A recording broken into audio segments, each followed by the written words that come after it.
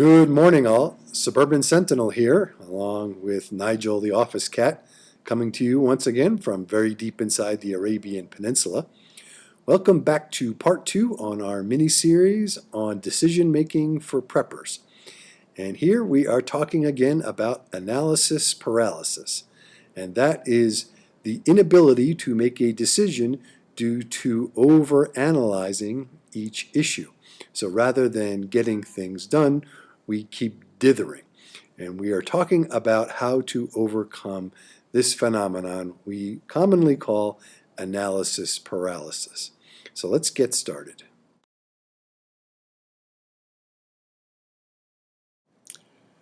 First, a quick review on overcoming analysis paralysis. And just note that we covered this in some detail in part 1 of this mini-series, and I will leave the link to that video in the description box below. I'd encourage you to watch that if you'd like some more detailed information. But anyway, in order to overcome dithering in our decision making, here's what we do, or this is my methodology. First, write down each one of your big issues. What is the problem you are trying to solve? Put it on paper. Second, break down each issue into manageable questions. If you're not sure how to proceed, write each individual question down. And each question can have sub-questions. Third, write down between 3 and 5 priorities or things that are important to you in each question and sub-question. Fourth, give yourself a deadline. For each question and sub-question, write down a reasonable time within which you will make a decision or answer each question or sub-question. And finally, take action. Once you've decided, go forth. Are you going to make the right decision in every case? Of course not. We are human, but this is a way to move forward. In order to help clarify this strategy, I'd like to run through a real-life situation or scenario. Now, in the last few months, my wife has decided that she is ready to, thanks, Nigel. She is ready to start using semi-automatic pistols. She has been a shooter for many years now, but she was very comfortable with wheel guns and now wants to move on to semi-automatic pistols, and that's great. It's always good to learn more and do more. She still loves revolvers, as do I, but she wants the option of using semi-automatic handguns. And we have 2 big questions. First, when should she buy these handguns? Of course, we live overseas and do not plan on returning for at least 2 to 3 more years. Should we wait until returning or buy her handguns or new pistols sometime between now, or at least the next time we are home, and when we return to the United States for good? Second question is which pistol to buy. Assuming that we decide to buy sooner rather than later, which handgun or which type of handguns should she get?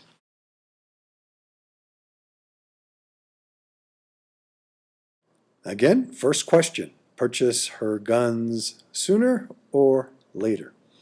So let's write down the priorities. Well, the first priority is to lock in her pistol purchases and get these guns in inventory in case there is a change to the law. Of course, everybody knows that gun laws have been in flux in the United States for many years now, and generally not for the better. So we want to get her pistols bought now, or at least as soon as possible, rather than waiting until we get back permanently. Second priority is buy good, reliable handguns. Of course, we don't want her to purchase junk. These are all going to be defensive weapons, not range toys. So they have to be good quality guns. And third priority is that these pistols have to be easy for her to shoot. We could use existing guns in inventory. I have numerous Glocks, but she does not like them. Not that they're not good guns, but they're not ergonomically good for her, so she wants something different. Very briefly, the answer to question number one, which is, of course, buy sooner or later, that answer is sooner.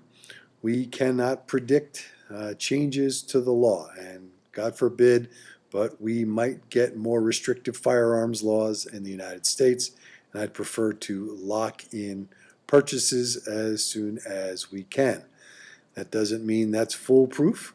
Of course, the guns could be lost or stolen, or the law might require confiscation, but that is a whole different issue. So for now, we plan on purchasing the firearms as soon as possible, or at least as soon as practicable, and we'll just keep them in inventory until we return to the United States.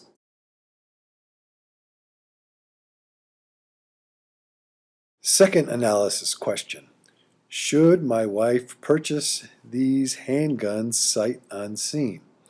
Our circumstances are such that we cannot purchase a handgun in the ordinary way. Usually we would go to our favorite local gun shop, try out a variety of handguns, shoot them, and then select one.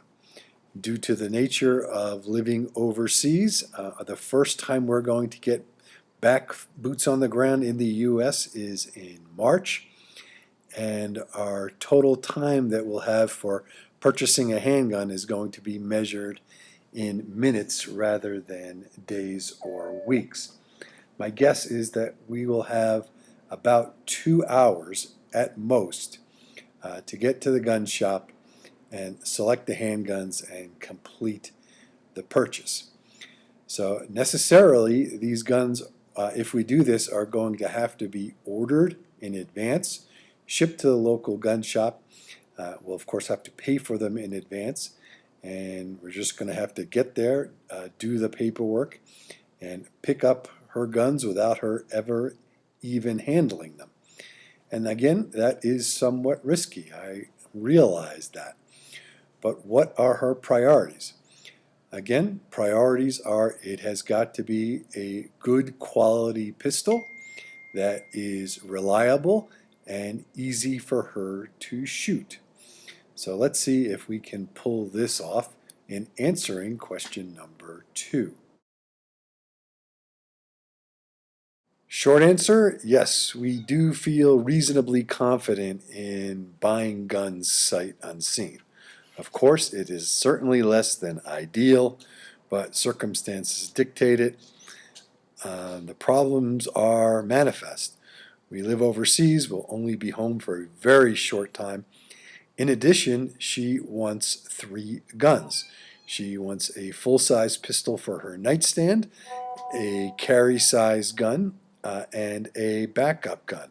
So the chances of us walking into one gun shop and finding 3 different sizes of the perfect pistol are pretty small. So I think the best way to do this is to order them and have them at the gun shop waiting to be picked up at that time due to the very strict time constraints we will have in March.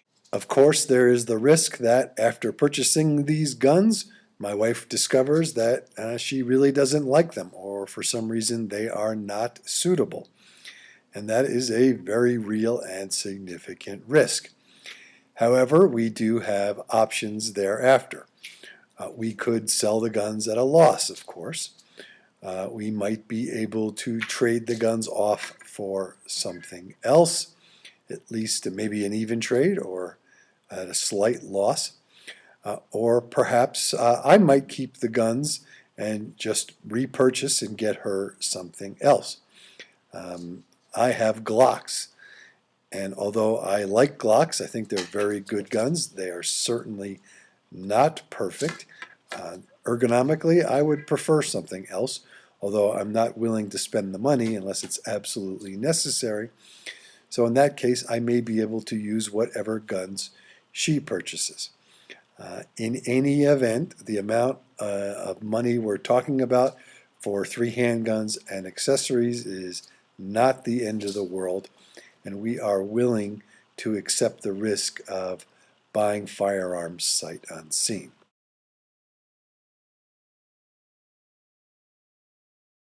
So now we're down to the nitty-gritty. Which handguns should she purchase? Well, the general configuration she's looking for are striker-fired guns with polymer frames chambered in 9mm.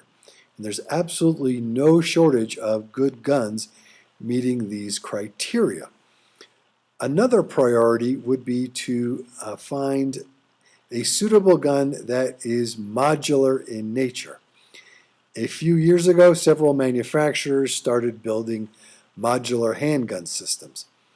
And that is the legal firearm, the serialized portion, is just the action. And that action can be moved or swapped into different size frames with different size grips. Having a modular handgun, assuming that the various frames and grips are available on the market, would give her the best chance of finding guns that are ergonomically correct for her and that she finds relatively easy to shoot. So a modular handgun will be a priority. The third priority is a gun with a reasonable track record. That is something that has been on the market and has a fair amount of end user experience so that we know the gun is reliable, durable, and supportable logistically. Without further ado, my wife has selected the Sig Sauer P320 series. Again, this is a modular handgun. It does come in 9mm Luger as an option. It is striker fired, and the lowers are all polymer. In addition, one can purchase different size frames. I believe they have 4 different frames for 9mm, and within those different size frames, you can purchase different size grips within that category. So that gives her the best chance of having an ergonomically correct pistol, at least ergonomically correct for her, and not have to worry about getting in front of an FFL to purchase a serialized portion.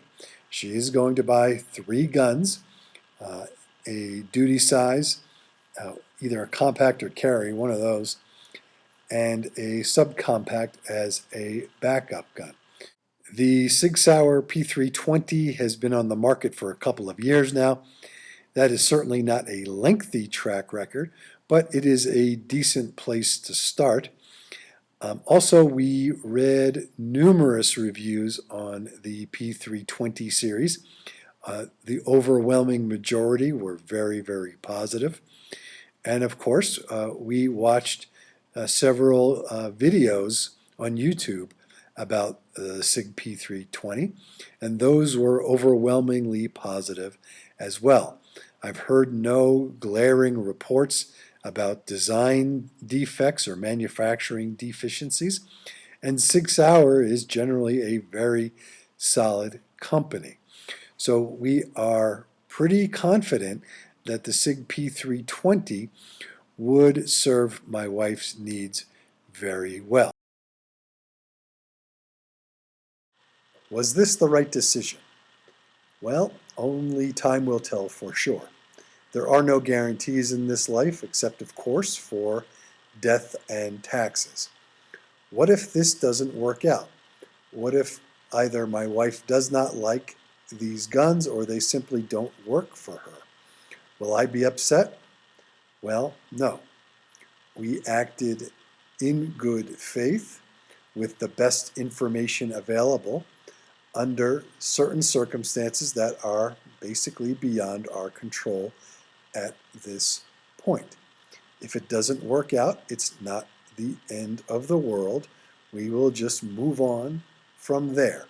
Don't let fear of failure inhibit you from actually making decisions and acting on those decisions. So how much time was involved in this decision-making process? Well, from kicking around the general issue of my wife buying semi-automatic pistols to actually ordering them was 2 calendar days. Now, how much time actually involved? The planning stage, that is hashing out the specific issues, questions, sub-questions, and priorities, again, and writing those down, very important. That took about an hour and a half. Hard research, that is reading reviews of the different options, watching videos on different guns. That took about 5 hours, and the implementation process, or actually doing the work, taking action, where we got out the credit card, called our local gun store back home, and ordered the weapons. That was about an hour. So 7.5 hours so far. We figure that once we are home in March, it will take about another hour to get over to the local gun shop, do the paperwork, and pick up the guns. So ultimately, we'll probably have a total of 9 man-hours into the project. So again, from starting ground zero, 9 hours to make a decision. Is that decision the right one? Again, don't know. But right, wrong, or indifferent, we acted rationally, in good faith, and with the best information available under the circumstances.